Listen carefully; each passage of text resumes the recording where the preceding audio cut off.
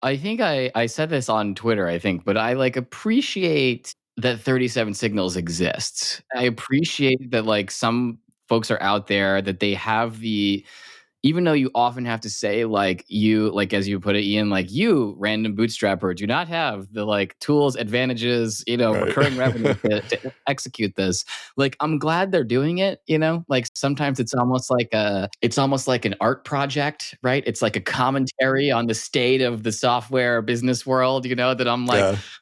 I'm not going to do that, but I'm glad you're doing it. Yeah.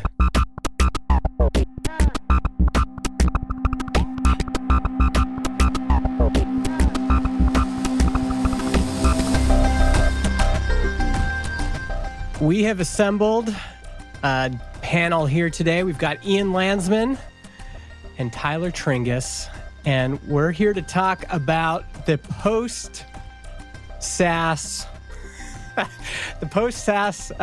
world of once-only payments or buy once. We're going to talk a lot about the launch of Campfire by 37 Signals.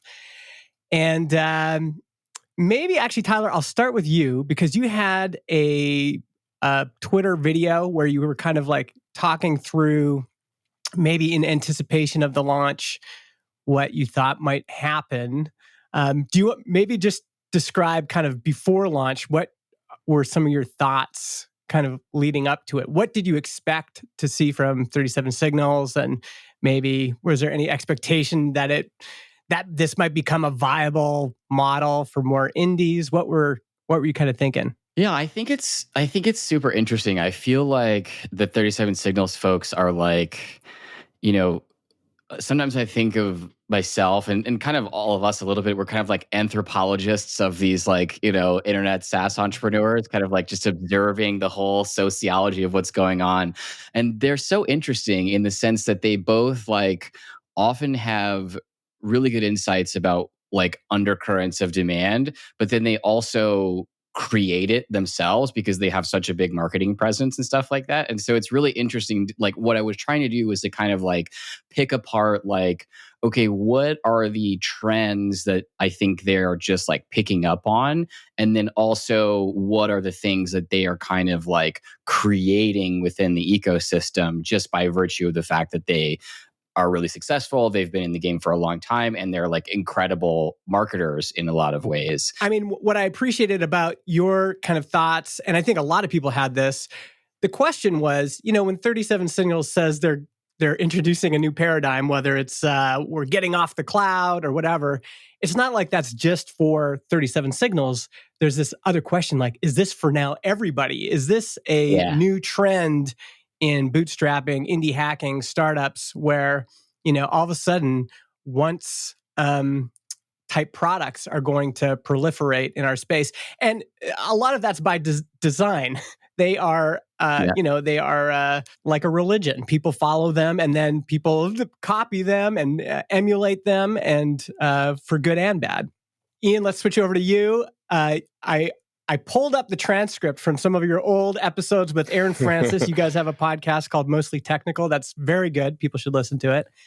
And Ian, you're known to be a critic of 37 Signals. And even you were thinking, man, they're going to sell like 10,000 copies of this because of their audience. Like you were expecting it to be big. Is that right? Yeah, I guess I would frame it slightly differently. I expected them to sell a lot of copies because of like what Tyler was saying. They have a humongous audience, right? And nobody's ever seen DHH's code, like literally for that reason of like an app. Obviously, they've seen it in Rails, but they've never seen an app that he's built. How do you handle notifications? How do you handle when a user gets deactivated? Like all these stupid little things. Like what does DHH do for those things, right? And so I definitely thought they'd sell a ton of copies, mostly because of that.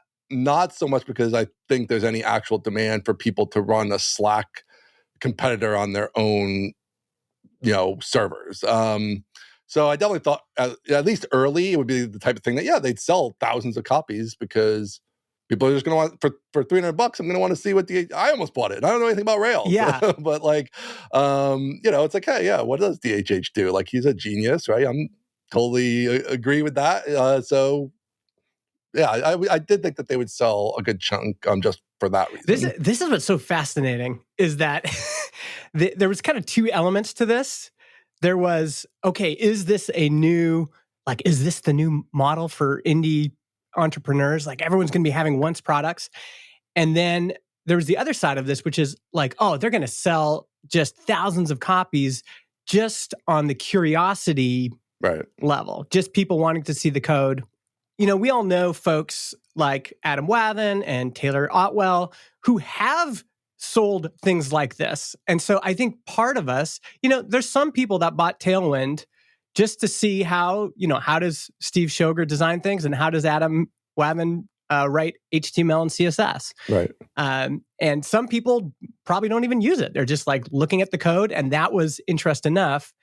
And, likewise for some of Taylor Otwell's stuff in the Laravel ecosystem. And they sell lots of copies.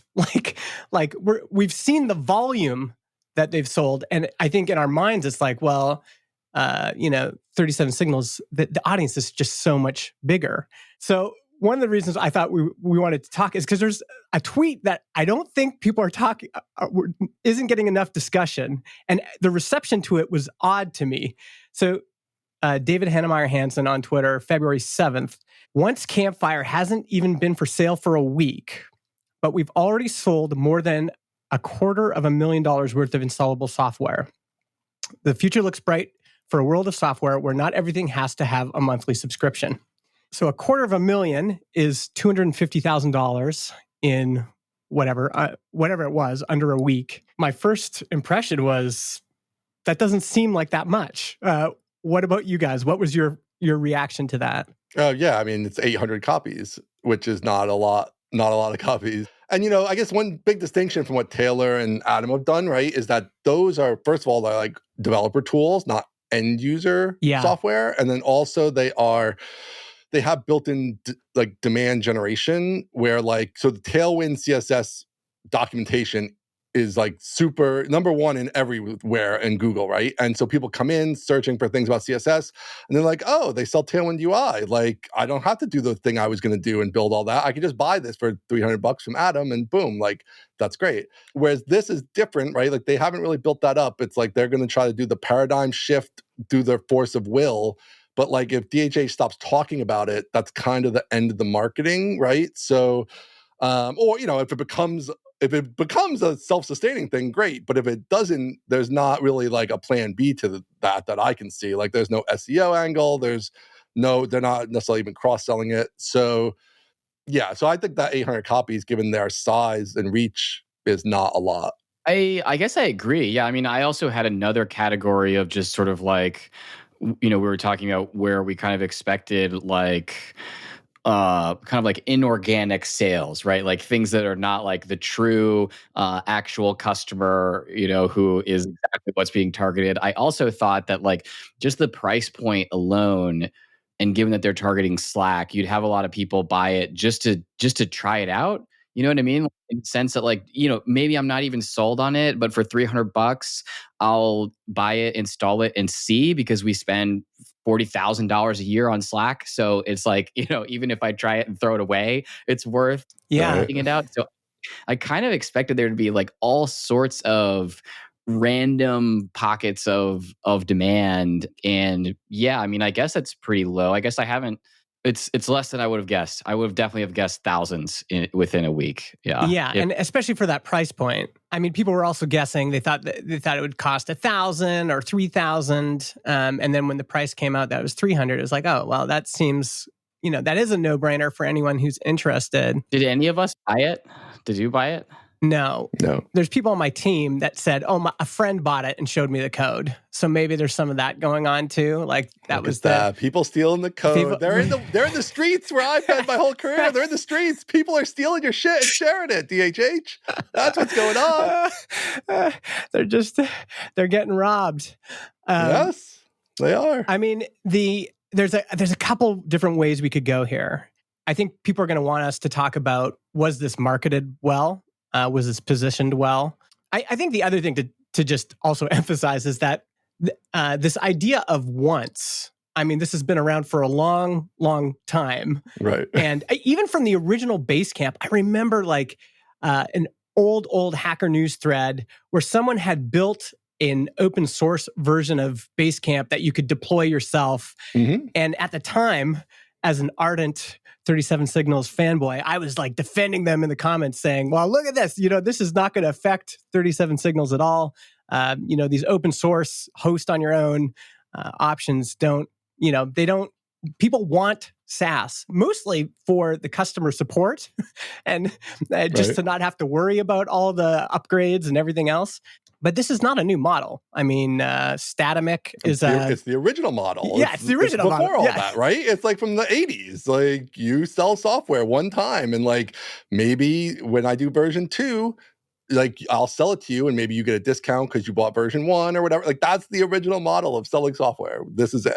Yeah. Ian, what do you think about that? You mentioned like you're like, oh, surprised like people are stealing it. What do you think about? I think like you probably know more than any of us about like technically so maybe that explains like the folks who just want to see the code. Maybe like somebody threw it up on a GitHub repo and everyone's looking at it and saving the $300. But like, what are the options here for if that is like a big problem and explains, a lot of the non-sales? Like, what can they do about that? Besides, I just read the license just kind of says like, don't do it, right? But like, practically speaking, that's like pretty much it. I mean, you can do more. This all stems from a core problem, which is that I guess if they're just building software for developers to see DHH's code, that's a certain thing, right? But I assume that's not really what they're trying to do. And according to the ones.com homepage, it's not what they're trying to do. But the ones.com homepage is extremely it's just wrong about a lot of things in the market. And so, I mean, just so people who don't know, like I've sold an on-premise help desk application for 20 years. It's a similar conceptually to this, right? Where it's like a B2B piece of software and people install it and you give it to their end users to perform some kind of function, whether that's chat. In my case, it's customer support, right? So yeah, so in terms of stealing it, there's nothing you can do. The way you get around stealing it is that what people really want is the support, kind of like Justin said there, and like that's a huge part of it. Like they want every release. When they come to you for support, you can check to make sure they actually have bought a license. And you pretty much just don't care about the people stealing it because like they're not customers anyway. They weren't going to buy it anyway. And you kind of move on with your life. Like you could there is, stuff you can try to do and have it call home and blah, blah, blah. But like in the end, it tends to not be worth the hassle of implementing all that because there's nothing you can do anyway, especially on like a $300 piece of software. It's not like, a $100,000 piece of software. Maybe I'm going to try to sue somebody or whatever. It's like, there's nothing I'm going to do about this. So I'm going to ride that out. Well, let's get it. I think the other way you solve that problem is volume, right? So I'm sure lots of people are stealing Tailwind UI, but Adam and company are just getting so much volume that it really doesn't matter. It's just whoever's stealing it, there's just enough people in the pipeline that want it and will pay for it, in the same way, that, other things work this way too. There's always going to be a percentage of folks that steal it. But if you've got enough people that are actively waking up every day and paying for it, then it doesn't matter. And most people want to pay. Like, it's just like the music industry, right? Like, the music industry made music cheap enough that people stopped stealing it. Like, I'm sure Napster still exists or whatever, right? There's probably somewhere you can go and download music as MP3s. I have no idea, right? Yeah. But nobody does because it's like, well, for $5 a month, I just get all the music ever made and I don't have to like get hacked or get weird versions or all that stuff. They just solved it by lining up the demand and the pricing, right? And that's it. Like, there's also an argument that some piracy is good. Like, sure. My 18-year-old may or may not be pirating a well-known software by a company named runs with Adobe. But eventually, people who pirate when they're teenagers, for example, graduate, get jobs, and then ask their boss to buy a license. And my guess is actually that paid off for Adobe. I think it's ended up being better for them that, people pirate their stuff when they're poor and in college. Well, that's a whole theory behind like how Microsoft, part of why they became dominant in like the 80s and 90s was because like everybody got Word at work, everybody brought Word home, and used Word at home from their like essentially stolen work copy. And that was like part of what drove the like, well, if I buy a Windows computer, I don't have to buy like software for it. Like I can bring my software from work home. And like that was all part of that where they crushed everybody there for a period of time. Eventually, everyone, somewhere around 30, when you've got kids and you're just tired of pirating stuff, you're just like, okay, we're just paying for stuff at home, at work, wherever. the tired dad thing goes in, and it's like, okay, we're just paying for cable. God damn it. Yeah. Let's get into your theory, Ian. What did they get wrong about, especially on the once.com homepage? What do you kind of think they got wrong about buy once, install, host yourself? How many IT managers do you think they've actually talked to? Not like software developers who do some DevOps, but like somebody down in the dungeon of IT at a college, right? Like, I don't think they've talked to many, maybe none, right? And so like the one line, we don't have to go through the whole website, but I feel like the one line purposely encapsulates it, which is IT departments are hungry to run their own IT again, tired of being subservient to big tech's rain clouds. And I just like literally all of that is completely wrong. Like it's just wrong. Like there's no like you could parse it.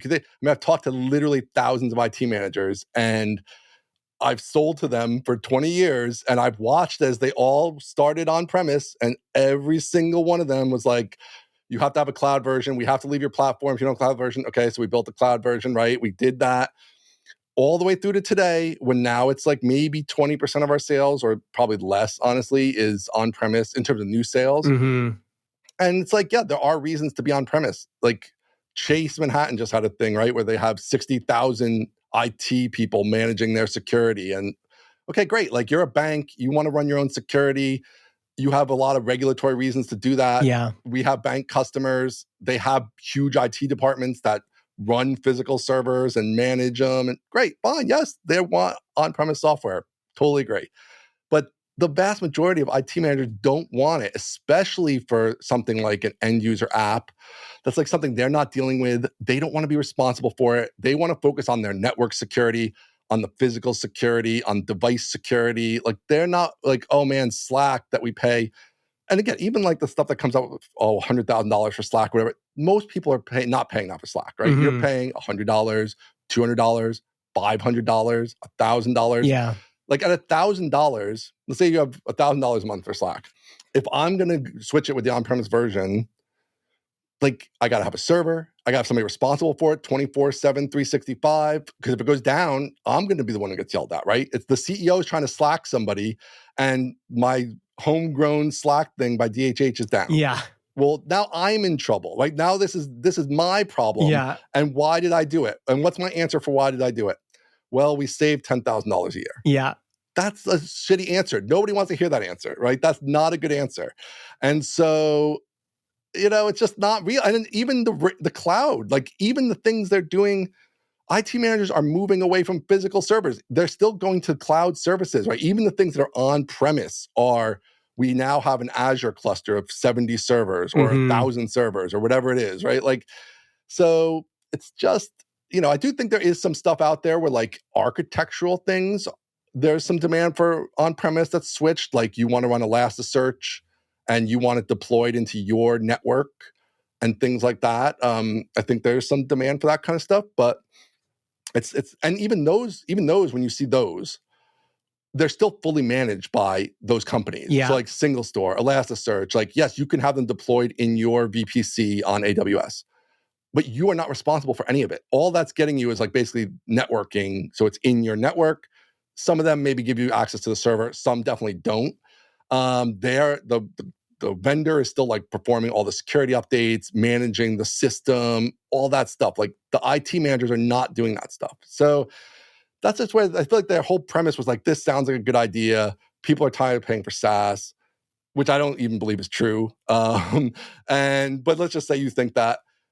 And I just think it's faulty that there's a huge demand by IT departments to get rid of an app that on average is probably like a $200 a month cost for the average install. And like for very little upside and a lot of risk. I just don't think that's true anymore. Now, Ian, while you were talking, you were just bringing back waves of past trauma for me, where I convinced my boss to let me replace our phone system with an on-premise PBX open source software, put the computer in a closet, and I will manage it for our You'll whole be thing. there 365 days a year if anything goes wrong. Just a nightmare. It turns out there was a open security vulnerability I didn't know about. This thing just got hit by denial of service attacks, brought down our whole phone system constantly, had to hire some guy that knew how to fix it, and it took him all day.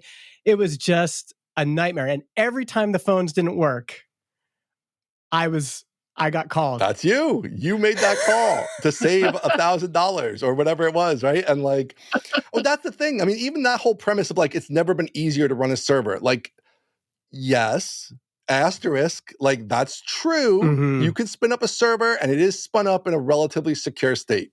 Totally agree compared to like 10 years ago. But the risks have also never been higher. There's more people trying to hack everything in automated fashions than ever before. Mm-hmm. And if they get into your network and they ransomware your whole, site, like, again, well, why did we go with this on-premise thing that we have to manage and be responsible for and have security updates for and all this stuff? And your answer is, well, we saved $99 a month. Like, that's not an answer anybody wants to hear when you're getting ransomwared for $3 million, right? Like, that's the trade-off there is horrible. And so it just, I don't know. That is a modern Seinfeld episode. Seinfeld! The ransomware. Or no, Costanza. Costanza! Get in here. They're in the system. They're in the system.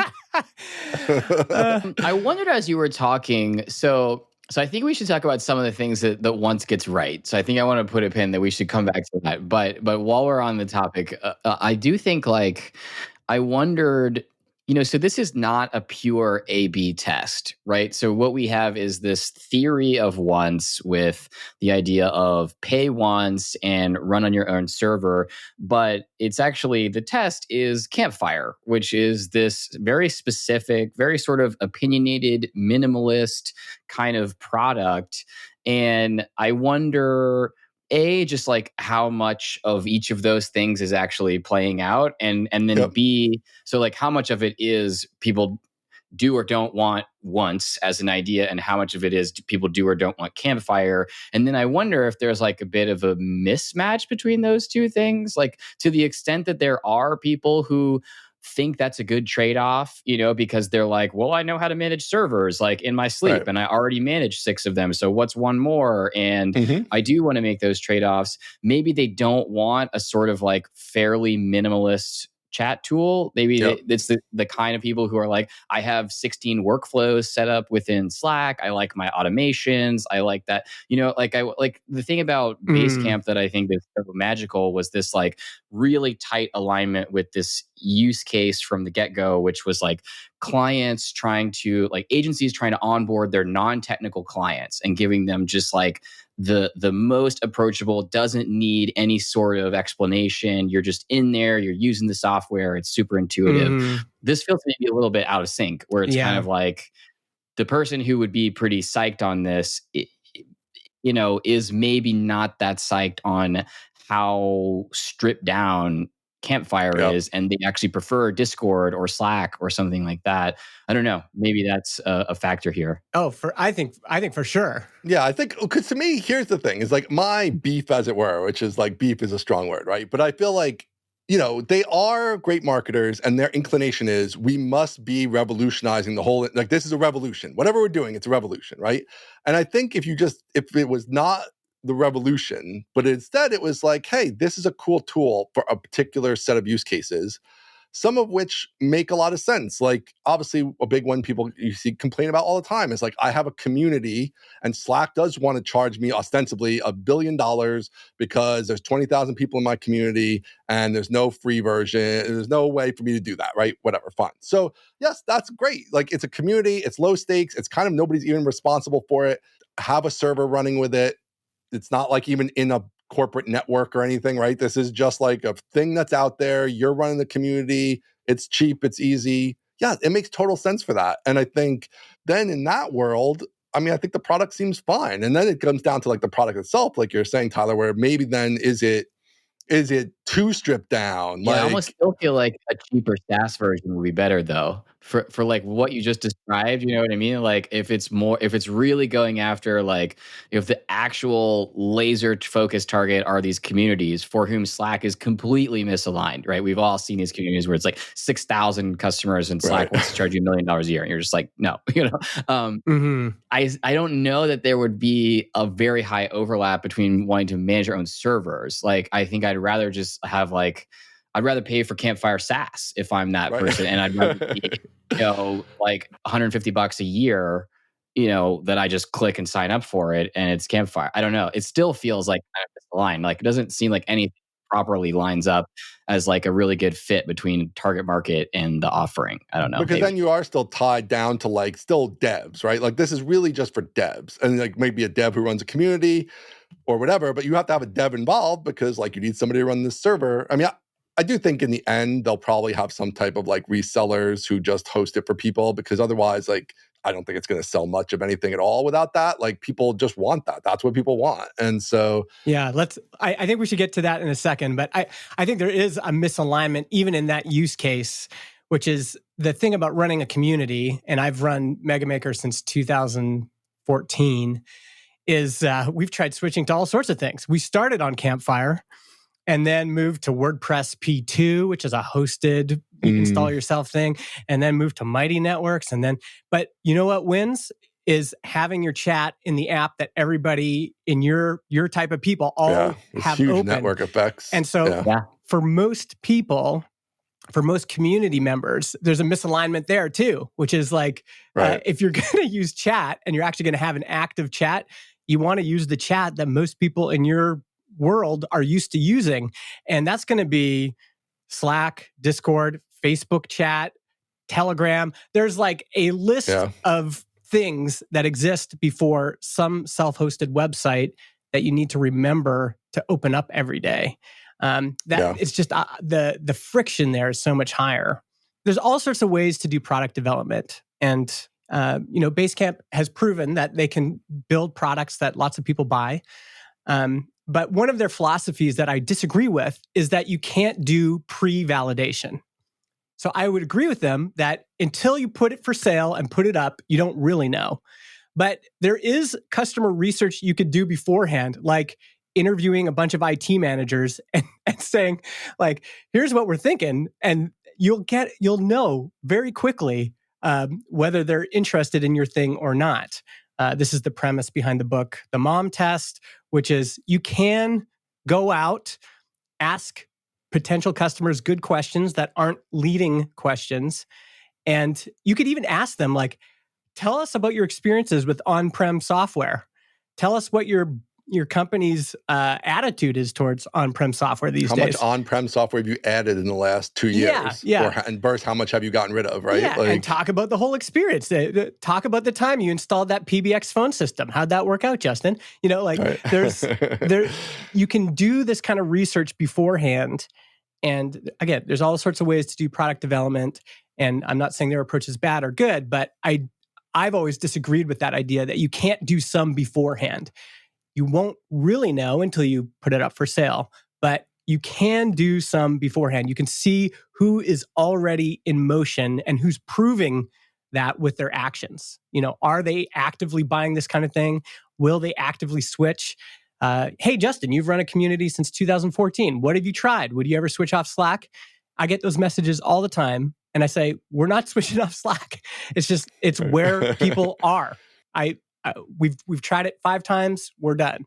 This is one of the things where I think it's unfortunate that people sometimes just follow them mindlessly, because they're in a very different. This is where a lot of their advice to me is unfortunate sometimes, because they're coming at such a different place with like a huge audience, and it's just impossible to not be influenced by that. And it's like, yeah, we're going to try this on-premise thing, and we're going to put some devs on it for 3 months or whatever. And who cares? Like, I don't want to do all that boring stuff Justin just said, right? Like, I don't want to talk to a bunch of IT managers. Like, I'm going to put it out. And again, I've done this for 20 years, and I get bored at times of having sold the same product for 20 years. Yeah. And so it's like, yeah, I just want to build a new product. And I've done that, and I put it out there, and I've seen if it worked. And that's more fun than doing a bunch of product research and talking to people and aggregating and whatever, right? So fine, so do that. But that doesn't mean it's necessarily, if you have one shot and you're starting up something with your own money, or you got a little bit of money from somewhere, and like, should you start an on-premise app? Like, not unless you have a very, very good reason, like,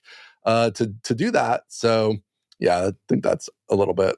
I've been surprised that how many folks, at least in the Twitter indie bootstrapping community, are saying, "Oh no, this is a success." And I think, this may or may not be a success for Jason and David. We don't really know their true motivations. I think they had bigger aspirations for this. I think they want this paradigm to win. I think they want it to work. And this kind of volume we've seen for Campfire, if this is true, unless they've sold a lot more copies since DHH tweeted, this is not the kind of volume a company like 37 Signals would say is a success. But this is also not the kind of volume that even an indie person, I think, should think is a success. Like, nothing has been proven or disproven here. If we're looking at, if we're saying, oh, 37 Signals is introducing this new paradigm, I should try it for my next business, I don't think we have a good case study here. Anyway, Right. We have these guys that have an enormous audience that are, I'd say, pretty good at PR, who were on every big podcast, This Week in Tech and Lenny's podcast. And, they had enough exposure for this ahead of time. But millions and millions of people heard about this. Yeah. And so in that sense, it's like, woo, this is not the response I would have expected from that kind of PR. And if you're just a little indie, and these things often happen to be very launch centric, you make most of your money in the first week or two. Do we think that's going to be true? I was just thinking about that. Like, are we extrapolating a lot from, other one-time sale products like info products and stuff like that? Just based on nothing, pure guess. Like, would we think that, the curve of Campfire sales is going to look a lot like a course or something, where it's just like pretty much like the first 2 weeks is like 80 to 90% of your entire lifetime sales? Or, what do we think about that? It could. I would think yes. Again, this is just from my experience of selling an on-premise product. Like, they are not doing the things you would otherwise do. Mm-hmm. So like, they are presenting it like that type of course, where like, I'm going to do a huge blitz, and that's kind of what I'm doing. And I'm DHH, I'm going to talk about it for a week or two, and that's what we're doing. Like, the once.com has no pages, right? Like, there's no pages on once.com. There's no Campfire versus Slack page. There's no anything trying to get SEO optimized. They obviously they haven't said anything, and I very much assume they don't have a sales team who's going to go approach corporate clients and be like, hey, ditch this $50,000 a year Slack for our $299 product, because obviously those economics don't make any sense if you're selling a $299 product. They often cited Shopify as like Shopify's use case, like Shopify is spending whatever on Slack. I don't think Shopify has switched to this Campfire thing. Not switching. There's 0% chance. Just the other thing is, like, everything else aside, just imagine you're an IT manager, right? You have all these people you're responsible for. You have the system security you're responsible for, all this responsibility. Okay, you're going to take over the chat system. You want to be responsible for it in-house. You go to the Campfire page. It tells you the support is bare bones only support. That's like literally the words they use is bare bones support. Like, that's just not intriguing option to me. Like, so you're saying when something goes wrong, and if it's complicated, more complicated than I had a problem like installing it on a clean, brand new system, that you basically aren't going to help me. Like, maybe that's true. Now, DHH has tried to hedge it a little on Twitter, I saw, and like under promise, over deliver, I guess, fine. But I just feel like that's like, again, are IT managers following DHH? I don't think so. So it's like, when I go to the web page, what the web page is selling me is bare bones support. Again, not a compelling offering, really. What I was surprised about is that they did not have a auto deploy with Heroku badge on this thing right away. Like, just simple click, a bunch of hosting partners. They cited WordPress as one of the examples of, WordPress has been doing this forever.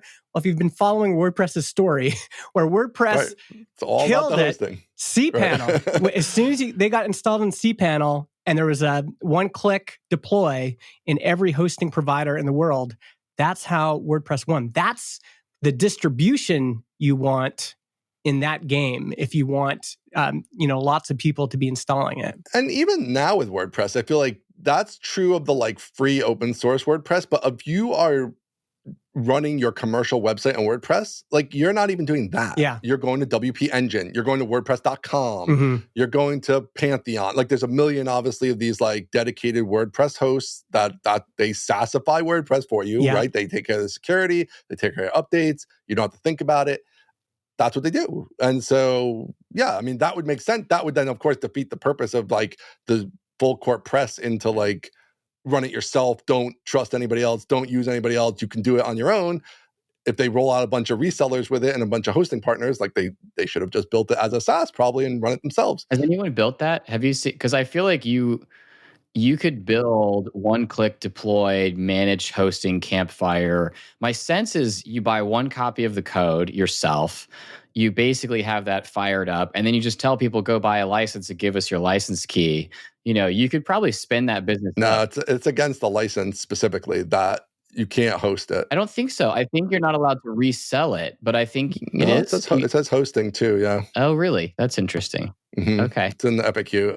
I mean, that's something I think they're going to change that pretty quickly because I think they're just going to have to. That doesn't make any sense that you would prohibit, as long as you're buying the license, having somebody then provide like a managed hosting. Okay, that's interesting. All right. I think they could sell a lot more copies of this. And I think one idea would be to add it to the Heroku marketplace, add it to the DigitalOcean marketplace, make it very, very easy to go to DigitalOcean. You can buy a license probably through, they probably won't like this because it's through other stores that people control. But that's one way you could sell a lot more copies, is just make it dead simple to auto install this on Heroku and or DigitalOcean or wherever. Are people used to buying a $300 product through their like DigitalOcean account? Like do they support like one-click install? Like because the benefit of WordPress was it was one-click install, but there was no cost associated with it, right? Like, I wonder if anyone's done that because there is. I mean, AWS has a marketplace where like people buy very expensive things through it. But again, it's not with the like you're on your own for support and like that whole kind of vibe of it's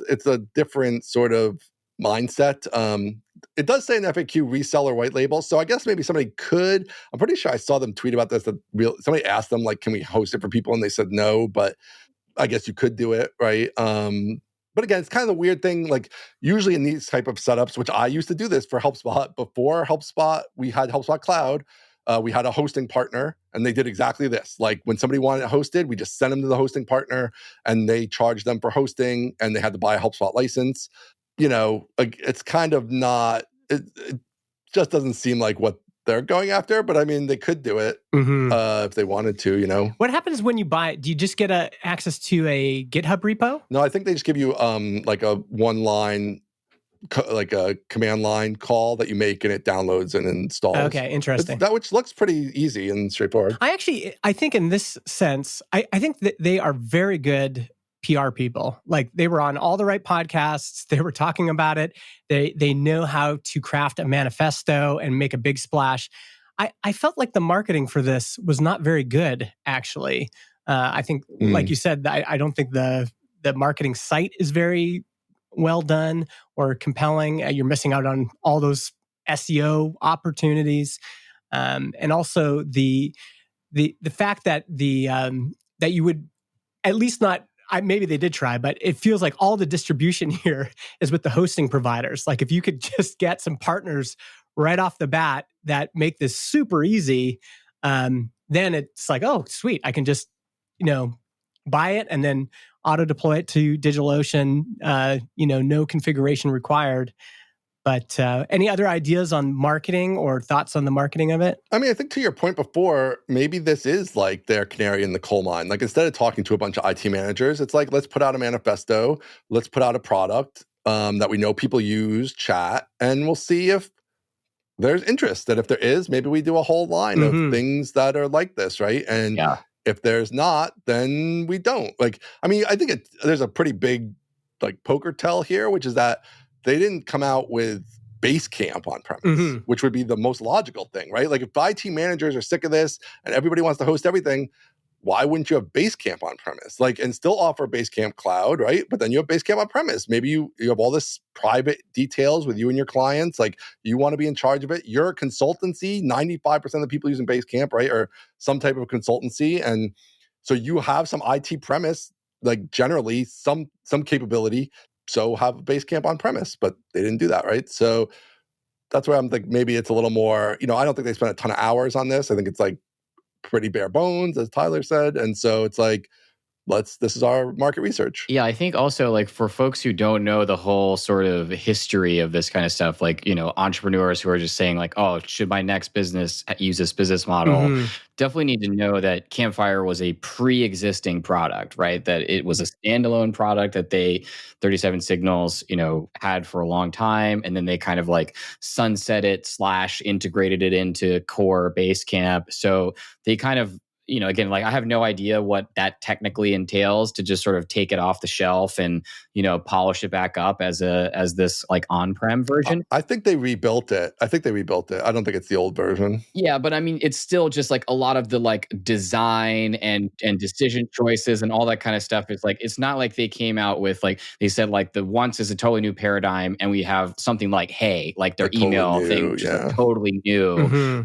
It may well be, and this might also tie into, let's say, not going full bore on marketing besides like the stuff that's easy and free, which is going on podcasts, is just like, this may be a test of like, is it worth it to build new products under this paradigm?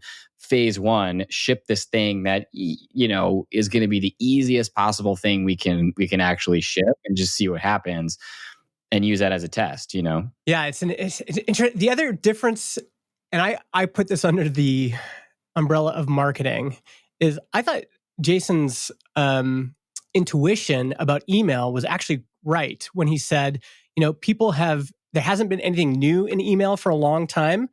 And after a while, after 10 years have passed since Gmail launched or whatever, people are often just eager to try something new. It's like when we were younger, there was Hotmail or Yahoo Mail and then Hotmail and then Gmail. Like these things were kind of coming out all the time.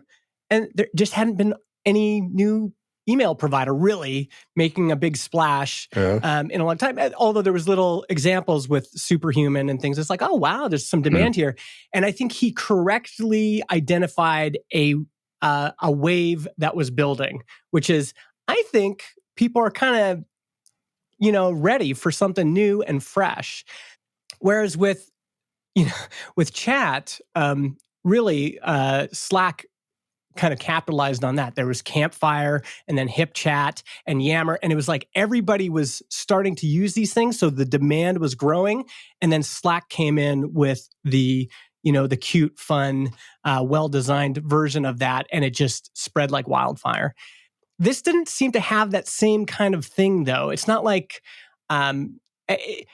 Discord is relatively new. It doesn't feel like there was this same kind of latent demand of like, oh man, if there was a fresh, chat app out there, I would love it. It's like, it didn't have that same kind of momentum. There's also like, we haven't even said the name yet, but it's a huge elephant here is Microsoft Teams, which like almost every corporate entity already has access to Teams for free as part of whatever other thing they own of Microsoft. And so like you already have like Discord and Microsoft Teams for free, chat, and then you have Slack for sometimes free or else you're paid chat. Like there's a lot of coverage here already. And so, in that regard, it's like maybe they felt like we don't want to do like an SaaS chat thing because there's not a lot of oxygen there, and maybe this will be different or whatever, But I'm also not marketing-wise, I'm not surprised to see them take this approach because this is how they run things. Like even if you go on Basecamp, like there's not a lot of SEO organized pages on Basecamp. Like there's no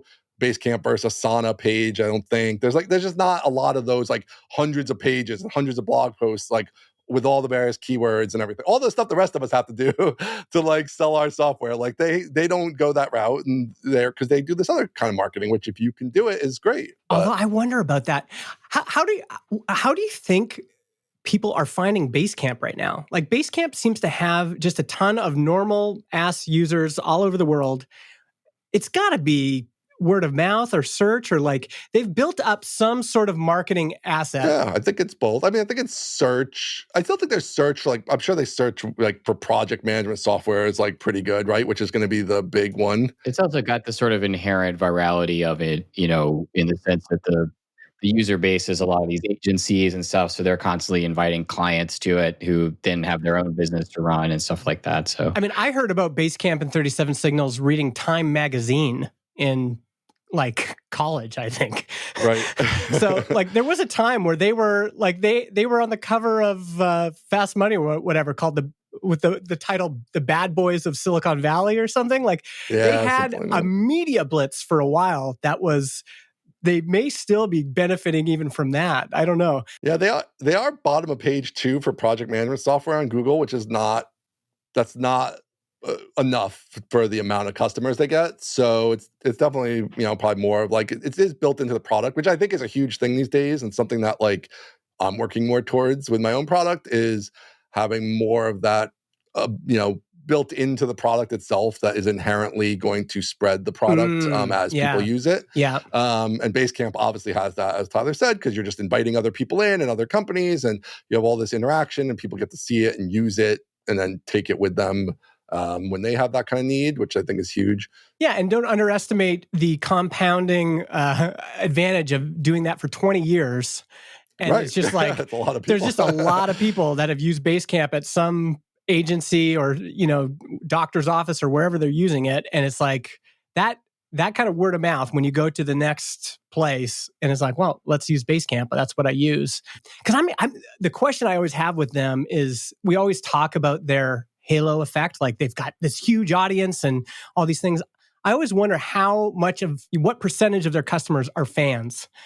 And in my head, I'm thinking it's probably actually quite a small percentage, like 5% or 10% maybe. I bet it's higher than anything else, though. I think like what you're saying is true, is that we overstate the value of an audience, and oftentimes there's not that much of an overlap between the audience you build and your target customers. But I bet whatever percentage it is, it's the highest for them than any other software company, you know, in the world. I think they do a job of like attracting their own customers through their books and stuff like that, being like, here's how to remote work and why you should like give a shit about remote work and why it's amazing. And by the way, here's our software that enables it. You know, I think they have really good like integrated marketing like that. So, you know, whatever number it is, it's probably the highest. That's like probably the high water mark. Yeah. That early leverage of that, right? Like, has anybody ever gotten more bang for their buck out of that audience early on? Like when they initially in 2006 and 2007, like made maximum use of being Rails and Rails becoming famous,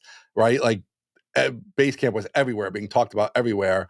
You know, they practically invented SaaS, right? Like essentially for a small bootstrap style company, they did invent SaaS. So, you know, I think they maximize that, which is great. Yeah, and let's not underestimate the value. Like their top, I just put Basecamp into Ahrefs. Their top link to Basecamp by traffic and value and et cetera is from rubyonrails.org.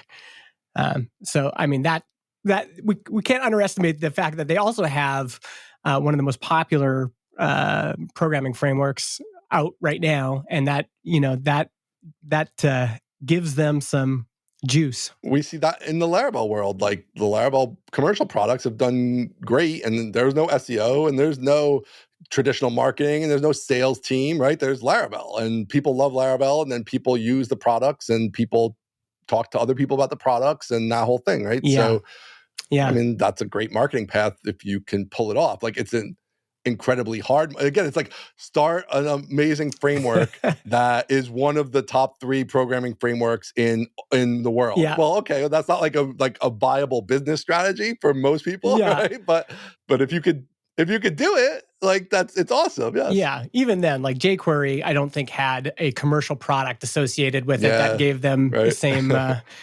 Well, let's get into Tyler's question, which is, what did they do right? Yeah. Tyler, why don't you start here? What did Once or Campfire get right here? Well, I mean, I think that so basically, I think, especially out of our discussion here, I think Once is a better pitch than switch to Campfire. I think I'm more and more convinced that Once is a better idea than the relaunch of Campfire.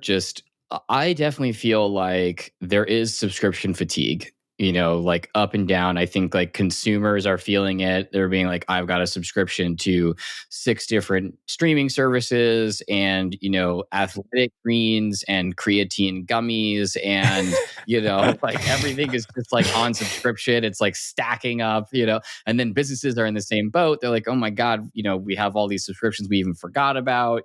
I do think there's subscription fatigue. And I think there is also a sense that software, in particular SaaS, is kind of overpriced. I think both of those are probably real things that they are identifying a tipping point on, especially if you kind of come out of this kind of economic cycle where a lot of businesses are starting to pay attention to that, where we went through this kind of chaos where everyone was just buy whatever you need and add as many as you need. And now folks are being like, oh, this has gotten way out of hand here. So I do think part of the reason why this resonated so quickly, and even when they just announced it once, just as an idea without any products attached to it, are that folks are feeling that, they are resonating with that, they are empathizing with that.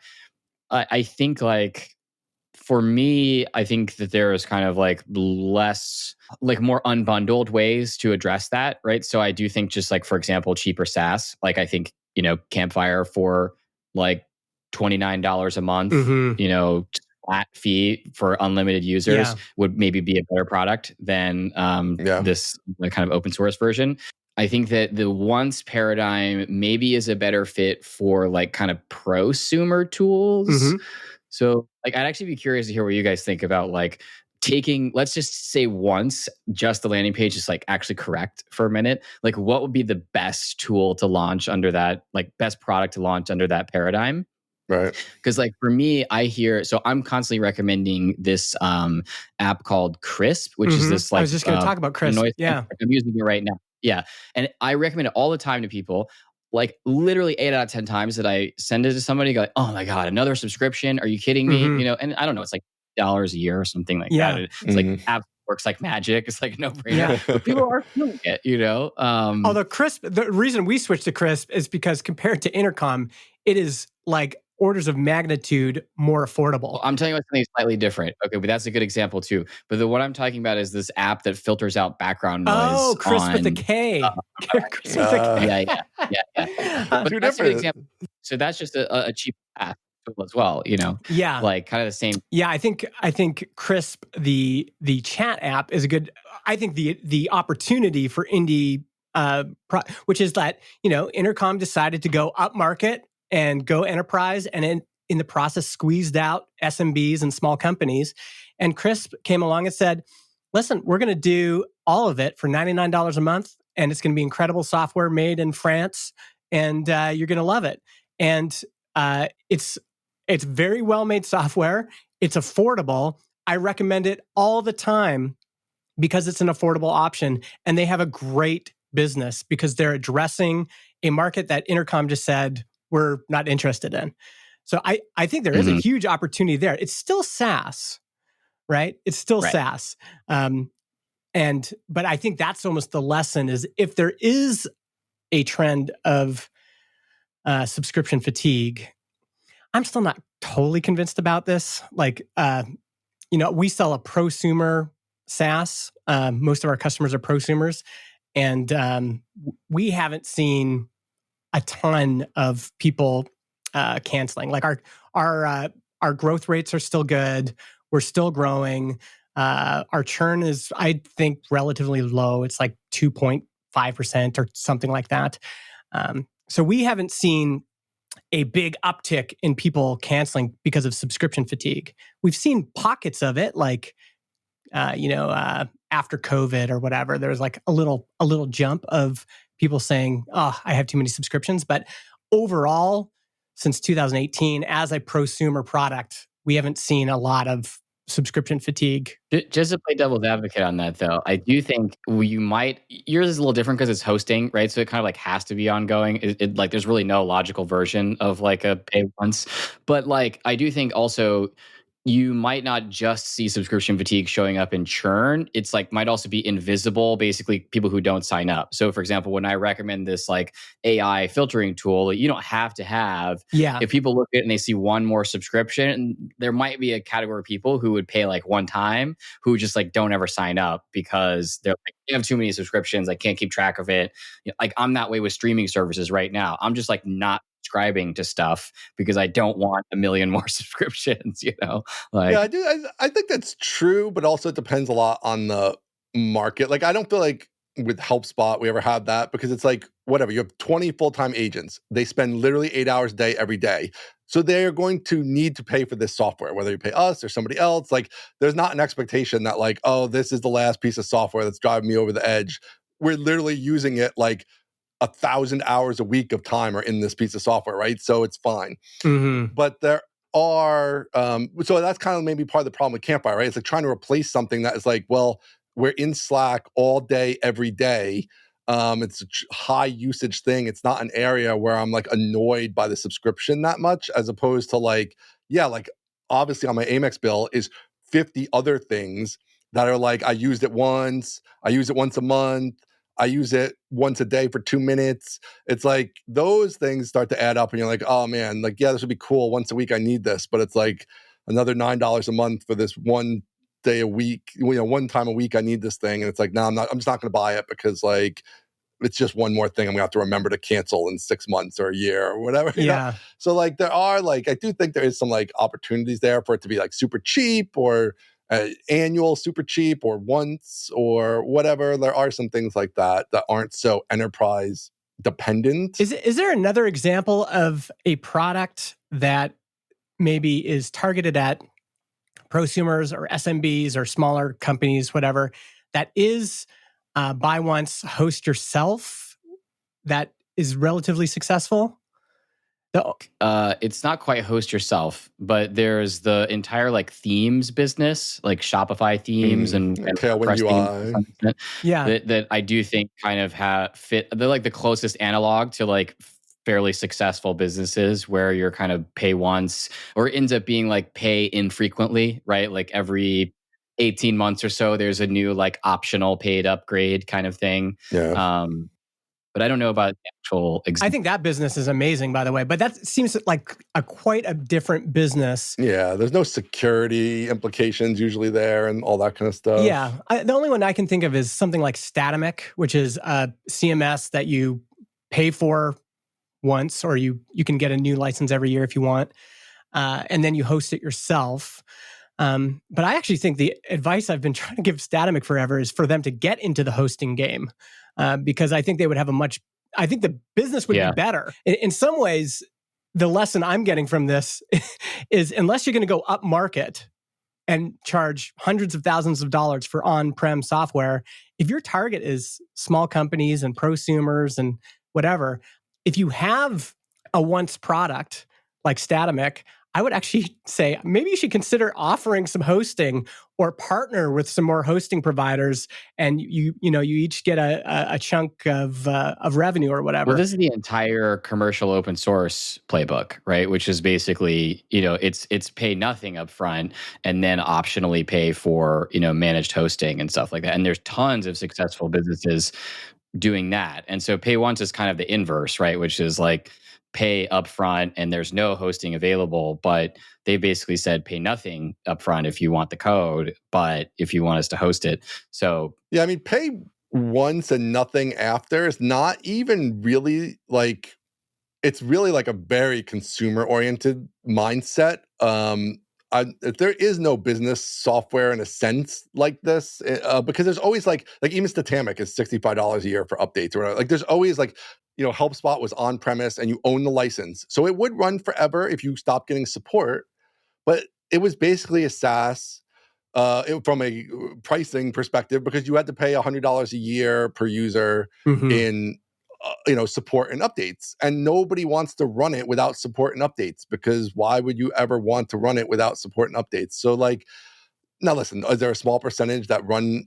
I mean, whatever. Occasionally, we come across a customer who is still running it, and they don't have support and updates, and they're on version 2 from 10 years ago, and fine, like whatever. Yes, they could do that. Mhm. But 98% of people, right, didn't do that. They either stopped using it and churned at some point, and they stopped paying because they went to something else, or they've just paid forever because they're like, yeah, we want updates and security fixes, and when there's a problem, we want to be able to call you, and all those things. So it is a little weird. I don't know if there's a lot of B2B apps that would go with the no support forever mindset. This is my favorite Ianism. My favorite, is it Ianism or Ianlandism? Yeah, I don't know. I like both. It's about volume. The software business is about volume. That's true, yes. And I think this is one thing that I missed early on when I was trying things out, is that like Transistor works because every day hundreds of people are looking, well, not just hundreds, thousands of people are looking for podcast hosting, and enough of those people find us, and we get, Right. we literally need hundreds of trials every month for our model to work. Tailwind UI probably has hundreds or thousands of people buying it every single day or every single hour. I don't even know. Right. But you want volume, and volume is like enough interest that's driving the funnel so that once they get to you, there's enough daily, weekly, monthly, annual volume there that you can convert enough and have a business. Once the challenge, I think, is going to be, is like if it's truly once, you're just not going to have, in so many of the product verticals, you're not going to have enough volume. You have to keep the volume going, so you're not right. It doesn't build on itself ever. Yeah. It's only new sales, which is a much. I don't know. I think them not being very interested in this, to be honest with you. Like, I mean, the money is not, even if it was very successful, the money is minuscule compared to Basecamp. Yeah. Just because of how they've set it up. Like $300 one time, just not a lot of money. And I mean, they by their own mission, right? Made hundreds of millions, maybe close to $1 billion at this point. Like, I think people don't realize how big Basecamp is. I think people think Basecamp is like, oh man, those guys make $50 million a year, or whatever. No, man, Basecamp has a lot of zeros. It's a humongous business, and I just feel like I don't know. Like, if I ran a business that big, would I want to have this little thing that was doing $1 million, $2 million, $5 million a year? Like, yeah, all right. I don't know.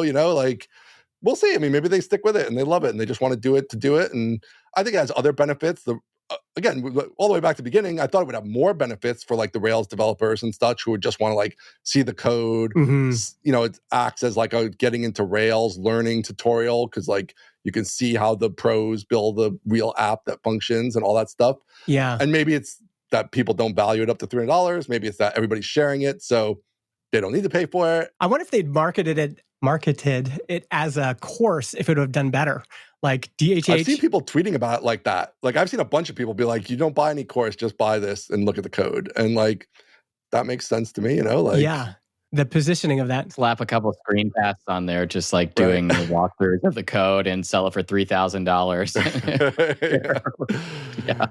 Maybe I should do that. The thing is, the way this was presented is it was presented as a philosophy, as a paradigm, as a thesis that the bootstrapped or the indie or the startup community now has to respond to. So it's like, here's the thesis. We're giving it to you guys. Now, this is going to be a thing. And so now it's like people are always saying like, well, why does anybody have to comment on this at all? And it's like, well, it's an open thesis that's out there now, that kind of the community has to grapple with. Yeah, I was just going to say, I think like the 80-20 here is like, if you think a lot of this is compelling and you apply it to your own business and your market, and you say, I think this is more right than wrong, the sort of basic premise of once as applied to whatever it is you're building, I would probably start with like a cheap annual subscription, right? You know what I mean? Like, and just try to frame it that way, because I still think you get like most of the underlying benefits of why this was so resonant with a lot of folks, without some of the worst aspects of it. For example, just like how difficult it is to build a business without any kind of recurring revenue whatsoever. So I think like if I have like one takeaway of like, what should like a new bootstrapper think about once, it should be like, consider a low price point annual plan, really like heavily market that, versus like very high monthly subscription alternatives, and kind of start there. I don't think there's enough of a boost. And I think we probably have seen that like latching on to the once type of like marketing wave, at least the initial conclusion is probably not enough there to make it worth your while to like go all in on once with a new product. I think that's obviously like very early days, so that's to be determined. But that's where I would land as like a one line takeaway for Bootstrapper right now. Yeah, I think that's good. What about you, Ian? Yeah, I agree. Like in terms of Bootstrapper advice, as I often feel about 37 Signals advice, is like it actually doesn't apply to you very much, person out there. Because even this initial launch, like you're not going to be on all these huge podcasts, right? Like you're not getting any of this juice that they got. So you'll have your own level of juice. Like maybe you have some connections, maybe you can get on one good podcast or whatever. Like you could do some stuff, but you're not going to be ubiquitous and everywhere like they can be.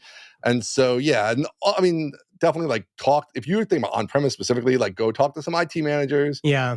Make sure that they actually want the thing you're thinking about on-premise.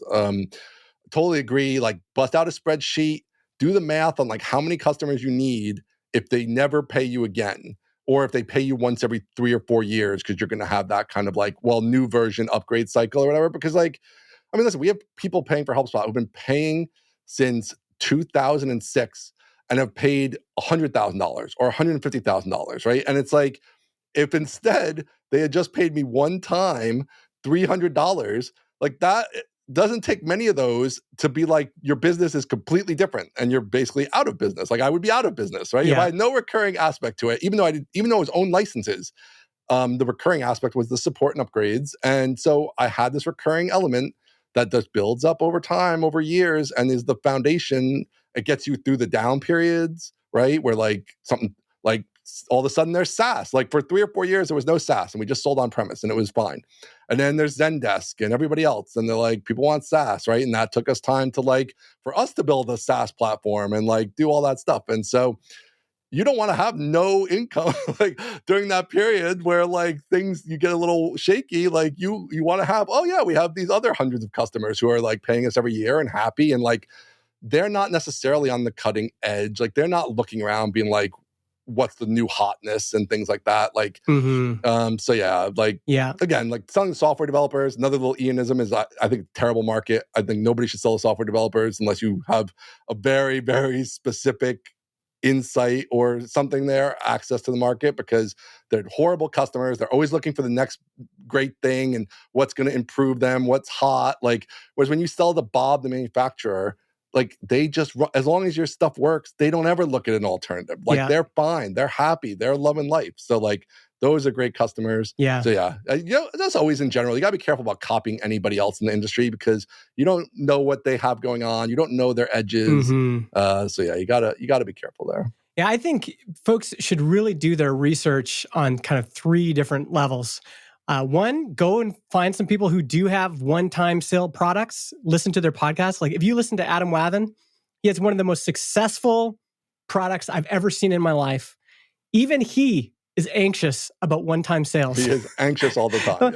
Listen to his podcast. You'll hear that it's a thing, and he doesn't need to be anxious. He's going to be fine. But find people and then even observe that's the kind of business, that's the kind of scale, that's the kind of insight or advantage you need to have to succeed in that market, right?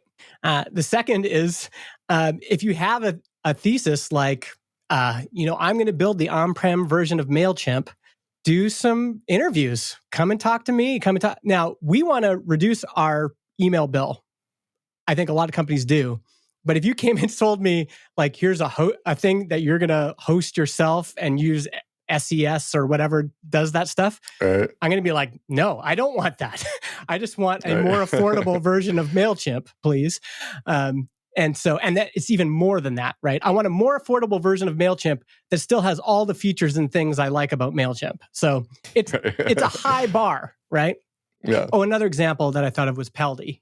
At Balsamic, they publish their revenue numbers every year. Just look at the trend in their business. They've got one-time desktop sales, and it's just going down, down, down, down. What's going up, up, up, up is software as a service. So there's literally nobody in the industry who doesn't have that exact same chart. There is like nobody who sells an end user in any way oriented product where the on-premise version's like going up and the SaaS version's going down. Like that doesn't exist for anybody. I mean, again, like we talked about, there are some things growing a little bit with like these infrastructure type things, but not an end user oriented app. Like it's not a thing. All right. I think let's leave it there. That was good, guys. Yeah. Thanks for having us on. Yeah. Great stuff. Definitely go check out Ian Landsman on Twitter. Maybe you should ask Ian what his budget is at HelpSpot for CBD gummy subscriptions. None. Maybe I got to get in on that. That's a write-off, I hear. So let's do it. And go check out Tyler Tringus on Twitter as well and what he's doing with Calm Company. Lots of good thoughts there. And I'm on Twitter as well, MI Justin. If you have feedback about this, definitely hit us up. We'd love to hear it.